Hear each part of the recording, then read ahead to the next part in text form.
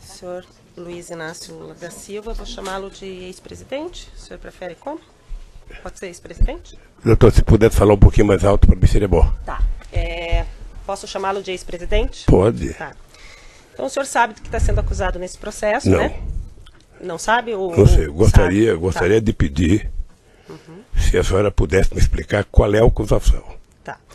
O senhor tem dois conjuntos de acusação. A primeira parte da acusação diz respeito à corrupção, que o senhor teria recebido vantagens indevidas da Odebrecht e da OAS relacionadas aos contratos que eles têm com a Petrobras.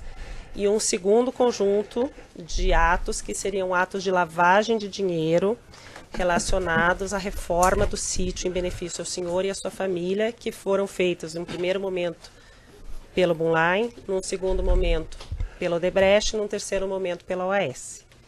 Um resumo muito sintético seria isso. Não. Eu imagino que a acusação que pesava sobre mim é que eu era dono de um sítio em Atibaia. Não é eu isso. Não é isso. Não é isso que acontece. É ser beneficiário de reformas que foram feitas. A acusação passa pela relação do senhor ser dono do sítio, mas a acusação imputada é do senhor ser beneficiário das reformas que foram feitas por essas três pessoas que eu lhe falei. Bunline, Odebrecht e OAS. Mas, doutor, eu só queria perguntar para o meu esclarecimento, porque eu estou disposto a responder toda e qualquer pergunta. Eu sou dono do sítio ou não? Isso o senhor que tem que responder, não eu, doutor, e eu não estou sendo interrogada nesse momento. Quem tem que responder é quem me acusou. Doutor, e assim, senhor ex-presidente, esse é um interrogatório, e se o senhor começar nesse tom comigo, a gente vai ter problema. Então, vamos começar de novo. Eu sou a juíza do caso, eu vou fazer as perguntas que eu preciso para que o caso seja esclarecido, para que eu possa sentenciá-lo, ou algum colega possa sentenciá-lo. Então, num primeiro momento, eu quero dizer que o senhor tem todo o direito de ficar em silêncio, mas nesse momento eu conduzo o ato. Mas, doutor, pela ordem, meritíssima juíza. Nos termos do que dispõe a Constituição e as leis de processo penal, a excelência bem sabe, o interrogatório é o ato em que o acusado exerce a autodefesa. Sim, mas tem que ter a mais absoluta liberdade para expor os fatos e indagar a respeito do que está sendo acusado. Pela ordem, doutor, que ele não, eu estou me dirigindo à meritíssima juíza, não estou falando com Vossa Excelência, não abro este diálogo lateral, estou falando com a meritíssima juíza. Você não vai me cortar. Eu estou me dirigindo ao juízo. Vossa Excelência quer substituir o juízo? Não, o senhor que está atrapalhando a condição da audiência, doutor. Se o senhor não... Eu posso fazer as perguntas ao seu cliente, o senhor orientou ele do que está sendo acusado nesse processo, ele está apto a ser interrogado, ou o senhor precisa sair dessa sala e conversar com ele e ele retornar? Absolutamente não. Eu só quero que ele tenha a liberdade de, nas formas da Constituição e da lei, responder da forma como ele acha adequado. Ele responde respondendo, não fazendo perguntas ao juízo ou à acusação. O senhor se sente apto a ser interrogado neste momento, senhor ex-presidente? Eu me sinto apto e me sinto desconfortável. Se o senhor se sente desconfortável, o senhor pode ficar em silêncio, como eu ia dizer. O silêncio do senhor não será usado em prejuízo à sua defesa. Se o senhor quiser responder as perguntas que primeiro eu vou lhe fazer, depois o órgão do Ministério Público e depois as defesas, o senhor pode responder. E quando é que eu posso falar, doutora? O senhor pode falar, o senhor pode responder quando eu perguntar no começo. Mas pelo que eu sei, é meu tempo de falar. Não, é o tempo de responder as minhas perguntas. Eu não vou responder interrogatório nem questionamentos aqui. Tá claro? Está claro que eu não vou ser interrogada? Eu não imaginei que fosse assim, doutora. Eu também não. Como eu sou vítima de uma mentira há muito tempo... Eu também não imaginava. Eu imaginei então que agora... vamos começar com as perguntas. Eu já fiz um resumo da acusação e vou fazer perguntas. O senhor fica em silêncio ou o senhor responde? E o senhor Cristiano Zanin, eu não lhe concedi a palavra, eu vou fazer perguntas. Eu já lhe fiz o resumo do que o senhor está sendo acusado e agora quero lhe perguntar em que momento, primeiro momento que o senhor teve contato com esse sítio de Atibaia? Dia 15 de janeiro de 2011. Tá. O senhor teve contato com esse sítio de Atibaia no 15 de janeiro de 2011, como? Eu tinha deixado a presidência da República, eu estava de férias, e quando foi no dia 12 de janeiro, me falaram que o Jacob Ittat tinha comprado um sítio que se eu queria passar um final de semana lá. eu subi do Guarujá no dia 15 e fui ao sítio do Jacobitá, que na verdade era do filho do Jacobitá. Tá. Foi informado por quem? O Jacó te falou? A dona Marisa? Não, quem falou foi um filho meu por causa de uma briga minha com a dona Marisa. Tá. Daí o senhor foi nesse sítio com quem nesse primeiro dia 15 de janeiro? Eu fui com o meu pessoal da segurança. Tá. O senhor e estava o Fernando, o Jacó. O senhor foi passar um final de semana. Eu não sei se foi no final de semana ou um domingo, não lembro bem. Tá. Quando o senhor chegou lá, o senhor soube que o sítio era do Jacó, já de cara, que era do Fernando? Soube tá. Que era... Segundo... Na verdade, eu soube que o Jacobitá tinha doado ao filho dele o dinheiro da poupança dele, o dinheiro sei lá de onde, ou seja, para que o filho pudesse adquirir o sítio. Tá. O senhor passou a frequentar o sítio a partir de então? Passei a frequentar o sítio em 2011, alguns finais de semana, junto com o Jacobitá, junto com o Fernando. Tá.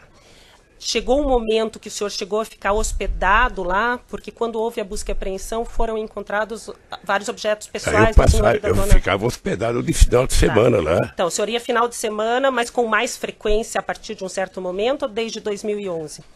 Eu não lembro. Eu acho que em 2011 até 27 de outubro eu ia sempre com o Jacobitá, porque nós fazíamos lá, jogávamos buraco, jogávamos mexe-mexe, e o Jacó tinha na nossa companhia, sabe, naquele instante eu acho que era uma relação quase que de irmã. Porque eu conheci o Jacó desde 1975, nós fundamos o PT junto, fomos dirigentes sindical junto, fundamos a CUT junto, fizemos as greves junto, fomos candidatos juntos, sabe? O Jacobitá, depois de um certo tempo, passou a ter em mim, sabe, quase que a única pessoa em que ele passava final de semana. É que a partir de um certo momento, pelo que consta dos autos e pelo que foi encontrado na busca e apreensão realizada no sítio, a família Bittar deixou de frequentar com tanta frequência, o senhor e a sua família começaram a frequentar mais. Isso chegou a acontecer? Veja, a família Bittar, o Fernando Bittar, em função de ter um filho de 12 anos que preferia ir para o shopping do que para o sítio, não ia, mas o Jacó ia constantemente para o sítio. E o problema do Jacó é que ele estava com mal de Parkinson e estava cada vez mais ficando com problema. Mas ele foi muito tempo. Frequentava junto com o senhor e quem deixou de frequentar um pouco mais fui eu por causa do câncer. Depois do dia 27 de outubro, eu tive 2011, 2012, o tempo inteiro, menos possibilidade de ir, e às vezes ia e voltava no mesmo dia por causa da doença. Tá. E o Fernando falou até que o senhor ia na época do tratamento e ficava hospedado de vez em quando, né? Eu ia, mas não ia para dormir porque eu tinha problema de debilidade. Tá. E aí, depois de um tempo, quando foi feita a busca e apreensão, então o senhor disse que o Jacó ainda frequentava, o Fernando menos por causa do filho adolescente, mas o senhor que ocupava o quarto principal. Quando me dava, eu ocupava.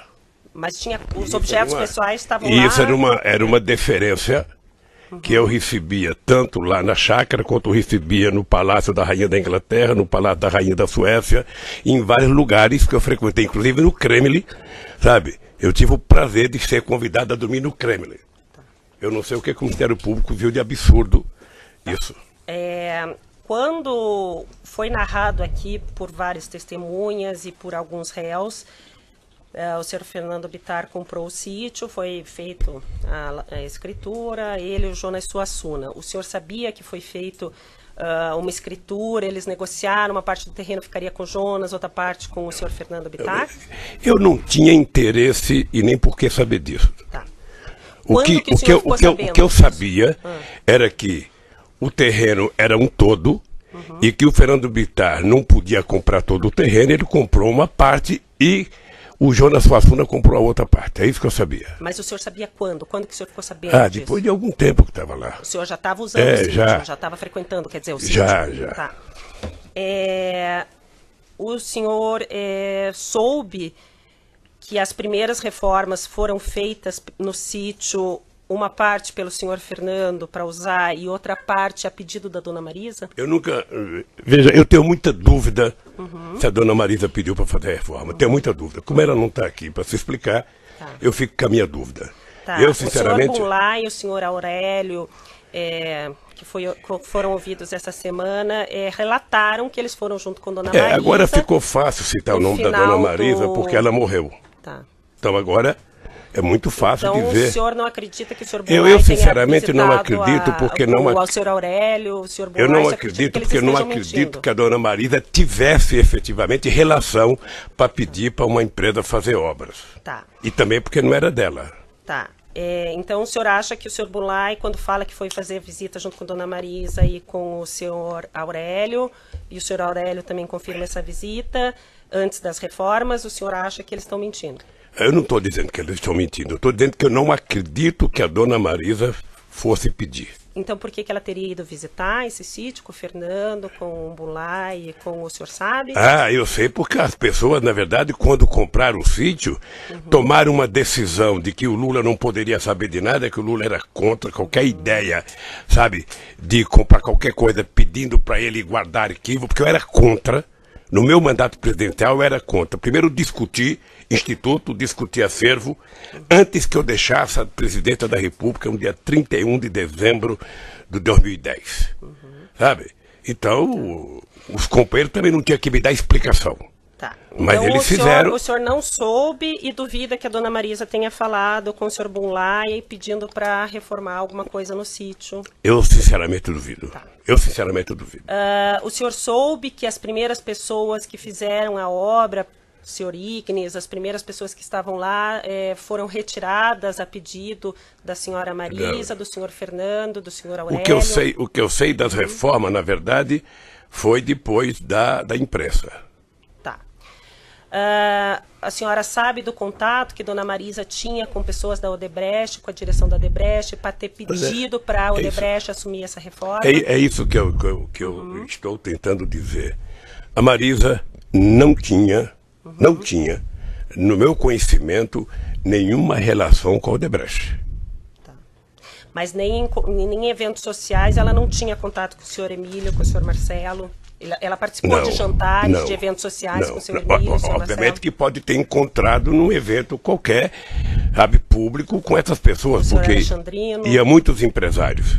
Mas ter liberdade para falar com uma pessoa e pedir, eu sinceramente acho que quem citou isso está tentando encontrar uma solução cômoda para uma pessoa que já está morta. As pessoas que relataram esse fato, também o senhor acredita que estão mentindo, que dona Marisa não pediu? Vou dizer, não estou utilizando a palavra mentindo.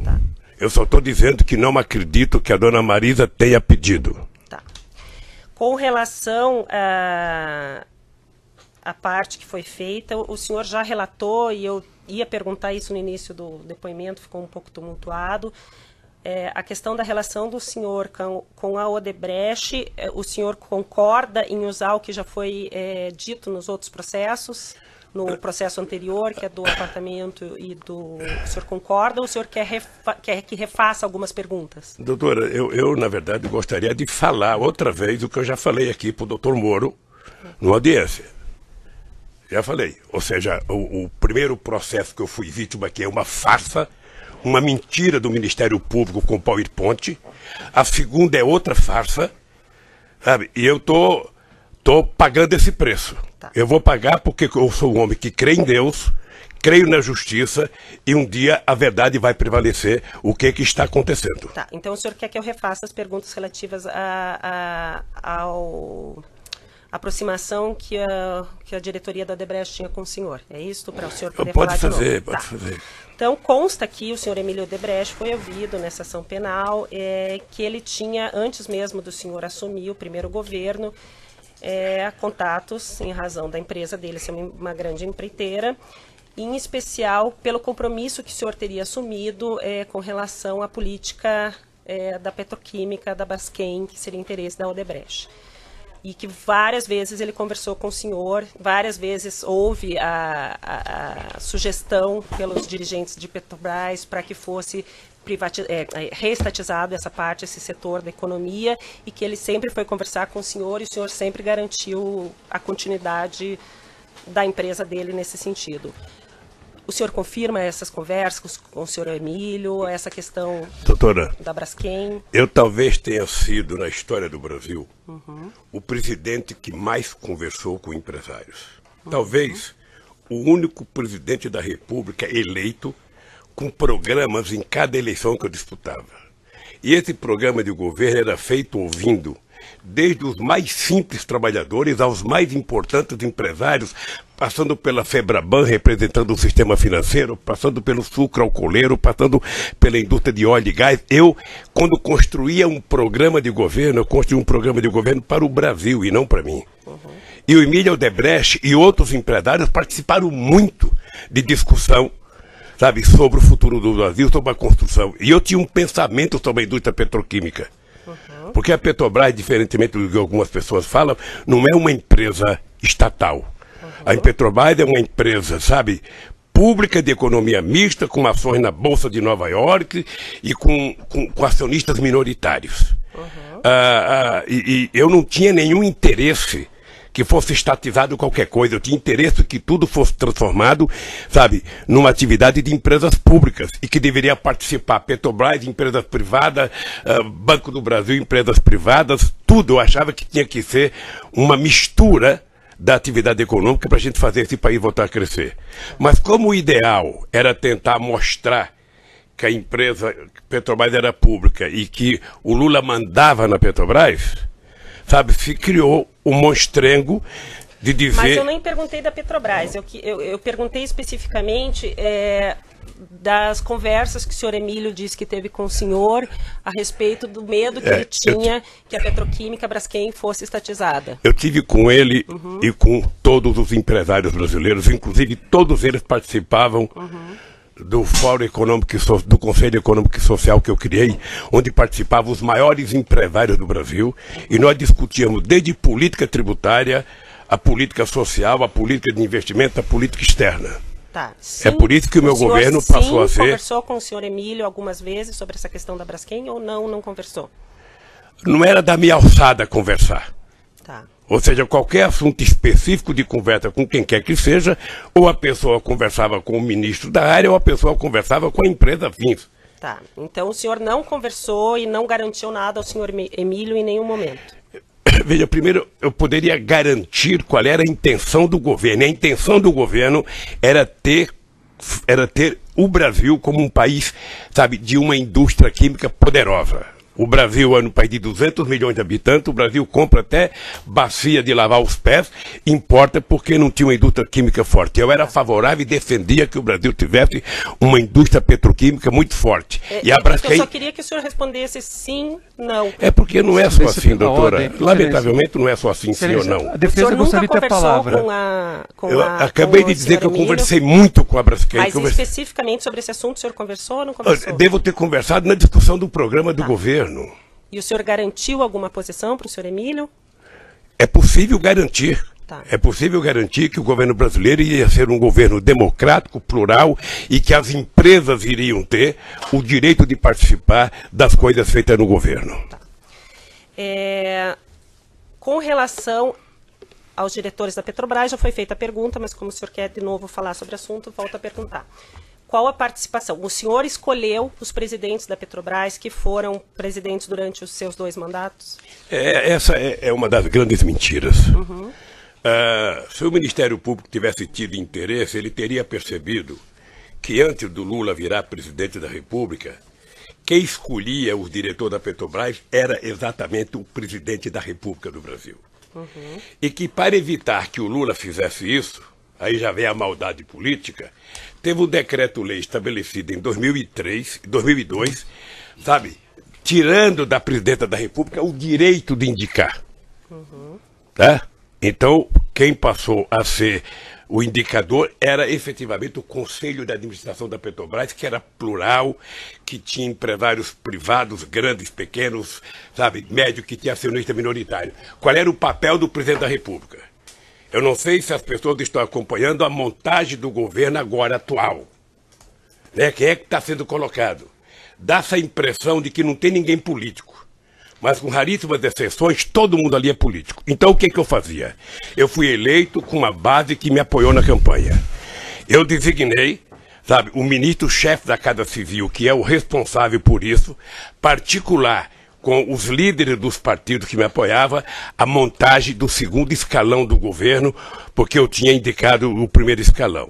Tá, no caso era o senhor José Dirceu. Como é que funciona? Como é que funciona? Se reúne as lideranças dos partidos, os líderes de cada bancada, sei lá se o presidente do partido, porque eu não participo, e eles indicam um nome para que o presidente da República coloque à disposição, primeiro do gabinete, manda para a Casa Civil, que vai para o gabinete institucional. O gabinete institucional faz uma investigação, sabe, se tem prontuário, se tem denúncia, se tem qualquer coisa que não signifique boa conduta. Quando isso chega, devolve-se à presidência da República, o presidente da República encaminha isso ao Conselho da Petrobras. E o Conselho da Petrobras é quem tem autonomia e autoridade, segundo o decreto, de indicar as pessoas.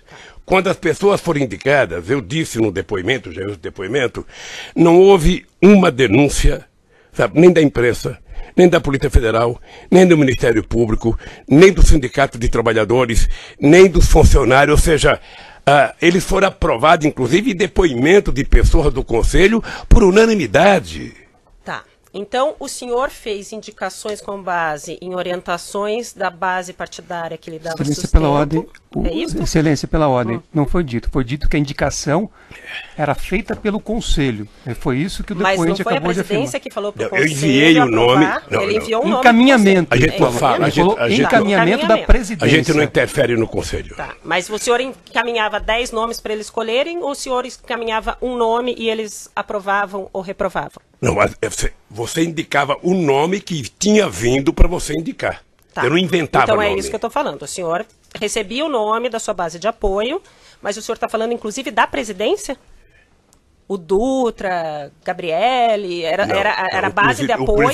O presidente foi da indicação minha, o presidente da Petrobras. Tá. Tanto o Zé Eduardo Dutra, quanto o Zé Eduardo, o Zé Sérgio Gabriele. Tá, isso foi... O senhor passou o nome, então, ou indicou o nome para o Conselho da Petrobras, o Conselho aprovou. É isso? É. E até então não tinha nenhum indicativo que nenhuma dessas pessoas tinha qualquer problema. Nenhuma. E eram todos concursados de mais de 30 anos de empresa. De empresa, tá. A mesma coisa ocorria com as diretorias. A mesma coisa que a diretoria. Mas o senhor sabia, até então, que cada diretoria era indicada por um partido? Era indicado por um conjunto de forças políticas que tinha me ajudado a ganhar, como é hoje. Tá, não estou falando que isso é errado, mas o senhor sabia então que, por exemplo, o Paulo Roberto Costa era indicação do PP, sabia que o Cerveró e depois o Zelada era do PMDB. Do PP e de outras forças políticas. Isso já está no meu depoimento. Tá. É que o senhor pediu para falar de novo. É que ele falou forças políticas, Excelência, não um partido. Mas eu estou perguntando do partido, por isso que eu estou perguntando. Ele sabia que tem era várias partido? forças políticas que indicam. Tá, não era PP, PMDB e PP exatamente como ficou... é hoje. Tá. O senhor... Então, com essas forças políticas, lhe indicaram o nome do Paulo Roberto Costa, lhe indicaram o nome do Cerveró, lhe indicaram o nome do... Me deu até... Do Duque. Do Duque. E o senhor encaminhou para o Conselho e eles aprovaram. É isso. Sei mesmo. Houve algum pedido de políticos para o senhor trocar diretores da Petrobras? Não. O senhor nunca recebeu pedido de político dizendo assim, esse diretor está me dando problema, a gente precisa, o nosso partido está tendo problema com esse. O senhor nunca recebeu? Nunca.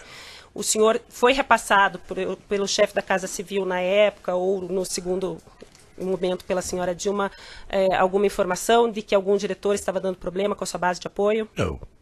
Aquele fato narrado aqui na denúncia de que houve, antes da indicação do Paulo Roberto Costa para a diretoria da Petrobras, uma obstrução na Câmara dos Deputados, o senhor tomou conhecimento, sabe falar alguma coisa a respeito, ou quer repetir alguma coisa a respeito disso? Deixa eu dizer uma coisa, doutora, é que a pessoa que contou esse fato não merece, da minha parte, meio centímetro de respeito.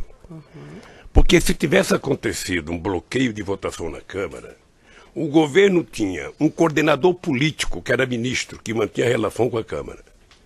Esse coordenador político tinha contato com todos os líderes partidários. Além disso, o governo tinha, naquela ocasião, a presidência da Câmara.